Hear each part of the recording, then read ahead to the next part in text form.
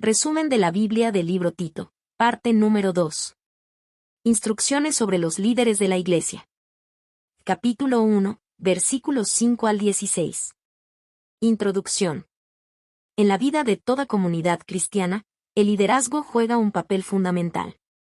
La salud espiritual de la Iglesia depende en gran medida de la fidelidad, el carácter y la responsabilidad de aquellos que han sido llamados a guiar al pueblo de Dios. Cuando los líderes caminan con integridad, la comunidad crece en unidad, madurez y conocimiento de la verdad. Pero cuando el liderazgo carece de dirección espiritual o de compromiso con la palabra de Dios, la Iglesia puede enfrentarse a confusión, debilidad y división. Desde los primeros días del cristianismo, la organización y el cuidado espiritual de las iglesias locales fueron una prioridad para los apóstoles. No bastaba con anunciar el Evangelio, también era necesario formar comunidades sólidas, guiadas por hombres y mujeres comprometidos con la verdad y con un profundo amor por el pueblo de Dios. En su carta a Tito, el apóstol Pablo aborda precisamente este tema. Después de presentarse y explicar el propósito de su carta, Pablo pasa a dar instrucciones claras sobre cómo debe organizarse la iglesia y qué tipo de líderes deben dirigirla. Tito había sido dejado en la isla de Creta con una misión importante: fortalecer a las iglesias, corregir lo que aún necesitaba ordenarse y establecer líderes espirituales que pudieran cuidar y guiar a los creyentes. En Tito capítulo 1, versículos 5 al 16 encontramos enseñanzas profundas acerca de la responsabilidad de establecer líderes espirituales. Las cualidades que deben caracterizar a quienes sirven en ese rol y también una seria advertencia contra aquellos que distorsionan la verdad. Pablo no solo habla de la necesidad de liderazgo, sino del tipo de carácter que debe acompañar a ese liderazgo. Este pasaje nos recuerda que el liderazgo espiritual no es simplemente una posición de autoridad o reconocimiento dentro de la iglesia. Más bien, es un llamado a vivir con integridad, a enseñar la verdad con fidelidad y a proteger a la comunidad de todo aquello que pueda desviarla del camino de Dios. Los líderes no solo administran responsabilidades, también modelan con su vida lo que significa seguir a Cristo. A lo largo de este estudio veremos cómo Pablo establece principios que van más allá de una época o un lugar específico. Son principios que siguen siendo relevantes para la Iglesia hoy, principios de carácter, responsabilidad, discernimiento y fidelidad a la verdad. Al reflexionar sobre estas palabras, también podremos preguntarnos cómo cada creyente, ya sea en roles de liderazgo o como parte de la comunidad, puede contribuir al crecimiento espiritual, a la unidad y a la firmeza en la fe dentro de la Iglesia. Con esta perspectiva, nos adentramos ahora en las instrucciones que Pablo dio a Tito, instrucciones que continúan iluminando el camino para el liderazgo cristiano hasta nuestros días. Liderazgo y verdad en la Iglesia. Estableciendo líderes en la Iglesia. En Tito capítulo 1, versículo 5, el apóstol Pablo explica una de las razones principales por las cuales dejó a Tito en la isla de Creta. Por esta causa te dejé en Creta, para que corrigieses lo deficiente, y establecieses ancianos en cada ciudad, así como yo te mandé. Estas palabras revelan que la iglesia en Creta estaba en un proceso de crecimiento, pero aún necesitaba orden y dirección espiritual. El Evangelio ya había llegado a esa región, y muchas personas habían comenzado a creer en Jesucristo. Sin embargo, las nuevas comunidades cristianas todavía necesitaban consolidarse, organizarse y recibir guía espiritual constante. En los primeros años de la Iglesia, era común que los creyentes se reunieran en casas o pequeños grupos en distintas ciudades. Estas comunidades necesitaban líderes maduros que pudieran enseñar la palabra de Dios, resolver conflictos, animar a los creyentes y mantener a la Iglesia firme en la fe. Por esta razón, Pablo confía a Tito una misión muy importante: establecer ancianos en cada ciudad. Estos ancianos no eran simplemente administradores o coordinadores. Eran pastores espirituales que tenían la responsabilidad de cuidar al pueblo de Dios. Su labor incluía enseñar la verdad del Evangelio, aconsejar a los creyentes, velar por la unidad de la Iglesia y proteger a la comunidad de enseñanzas equivocadas. Su liderazgo debía reflejar el amor, la sabiduría y la fidelidad que caracterizan a quienes han sido transformados por Cristo. Este pasaje nos muestra que el crecimiento de la Iglesia no depende únicamente del entusiasmo inicial o de la emoción de la fe recién descubierta. También requiere estructura espiritual, liderazgo sabio y personas comprometidas con el cuidado del rebaño de Dios. Cuando una iglesia cuenta con líderes maduros, capaces de guiar con humildad y fidelidad, la comunidad puede crecer con estabilidad, profundidad espiritual y unidad. Reflexión. La Iglesia necesita liderazgo fiel y responsable. No se trata solamente de organizar actividades o administrar recursos, sino de cuidar el corazón espiritual de la comunidad. Los líderes espirituales ayudan a guiar, enseñar, corregir y fortalecer a los creyentes. Su presencia permite que la Iglesia se mantenga firme en la verdad y continúe creciendo en fe, amor y madurez espiritual. Las cualidades de los líderes espirituales. Después de explicar la necesidad de establecer líderes en la Iglesia, Pablo describe las cualidades que deben caracterizar a quienes ocupan esta responsabilidad. Es interesante notar que Pablo no comienza hablando de talentos extraordinarios, habilidades de liderazgo o carisma personal. En cambio, el énfasis principal está en el carácter y la vida personal del líder. Para Pablo, el liderazgo espiritual comienza con una vida transformada por Dios. Entre las características que menciona se encuentran: integridad personal, viviendo de manera irreprochable y honesta delante de Dios y de las personas. Fidelidad en la familia, demostrando amor, responsabilidad y buen ejemplo dentro del hogar. Dominio propio, evitando actitudes como la arrogancia, la ira descontrolada o los excesos que dañan el testimonio cristiano. Hospitalidad y amor por el bien, mostrando un corazón generoso, dispuesto a servir y a ayudar a otros.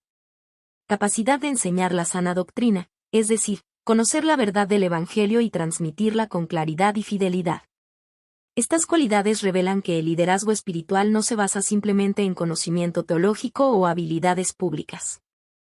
Lo que realmente respalda la autoridad de un líder es una vida coherente con el mensaje que predica.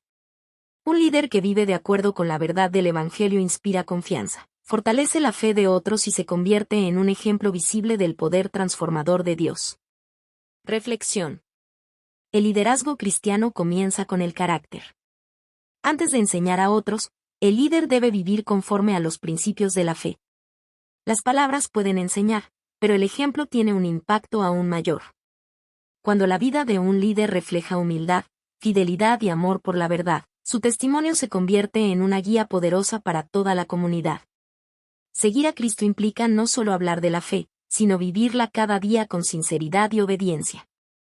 Advertencia contra los falsos maestros. Después de describir las cualidades de los verdaderos líderes, Pablo presenta una advertencia seria acerca de un peligro que amenazaba a la Iglesia: los falsos maestros. En Creta había personas que utilizaban la religión para promover ideas equivocadas y para obtener beneficios personales. Sus enseñanzas confundían a los creyentes y provocaban desorden dentro de la comunidad cristiana. Pablo describe a estos falsos maestros como personas que hablan cosas que no deben. Engañan a familias enteras con sus enseñanzas. Buscan ganancias deshonestas. Y aunque afirman conocer a Dios, lo niegan con sus acciones. Esta descripción muestra que el problema no era solamente doctrinal, sino también moral. Sus vidas no reflejaban la verdad que decían enseñar. Las enseñanzas falsas tienen consecuencias profundas. Pueden debilitar la fe de los creyentes, generar divisiones y desviar a las personas del verdadero mensaje del Evangelio. Por esta razón, Pablo insiste en que los líderes espirituales deben ser capaces de defender la sana doctrina y refutar el error. Su responsabilidad no es solo enseñar, sino también proteger a la Iglesia de aquello que puede dañarla. El objetivo no es crear discusiones innecesarias ni fomentar conflictos, sino preservar la pureza del mensaje del Evangelio y cuidar la salud espiritual de la comunidad. Reflexión. La Iglesia siempre debe estar alerta frente a enseñanzas que se alejan de la verdad bíblica. La sana doctrina no es simplemente un conjunto de ideas religiosas, es la base que sostiene la fe cristiana. Cuando la Iglesia permanece fiel a la verdad del Evangelio, los creyentes pueden crecer con seguridad, claridad y convicción. Por eso, tanto los líderes como toda la comunidad cristiana están llamados a conocer la palabra de Dios, vivir conforme a ella y discernir con sabiduría aquello que refleja la verdad y aquello que se aparta de ella. Conclusión. El pasaje de Tito capítulo 1, versículos 5 al 16 nos deja enseñanzas profundas sobre el liderazgo espiritual y la responsabilidad dentro de la Iglesia. A través de las instrucciones que Pablo da a Tito, podemos comprender mejor cómo debe formarse una comunidad cristiana saludable, estable y fiel al mensaje del Evangelio.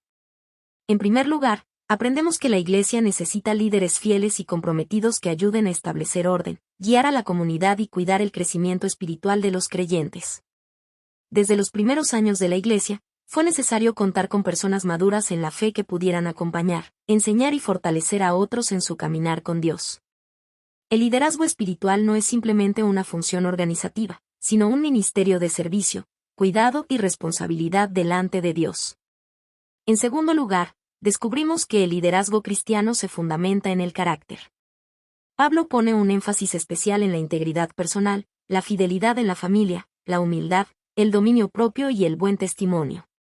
Estas cualidades muestran que el verdadero liderazgo no comienza en una plataforma pública, sino en la vida diaria. Un líder espiritual debe reflejar en su conducta lo que enseña con sus palabras. Cuando el carácter está alineado con la verdad del Evangelio, el liderazgo se convierte en un testimonio vivo del poder transformador de Dios.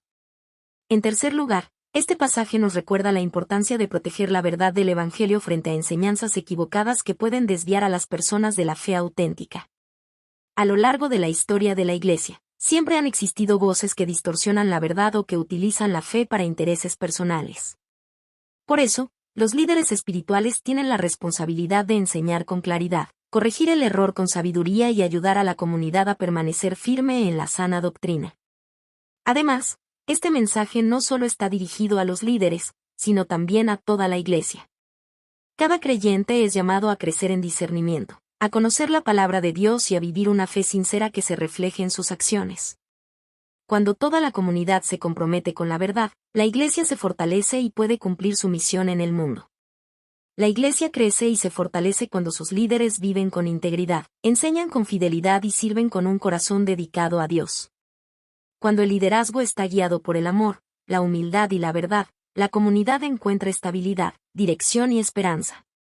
De esta manera, los creyentes pueden caminar juntos en la fe, apoyarse mutuamente en los desafíos de la vida y avanzar unidos en el propósito de glorificar a Dios. En última instancia, el mensaje de este pasaje nos invita a reflexionar sobre nuestra propia vida.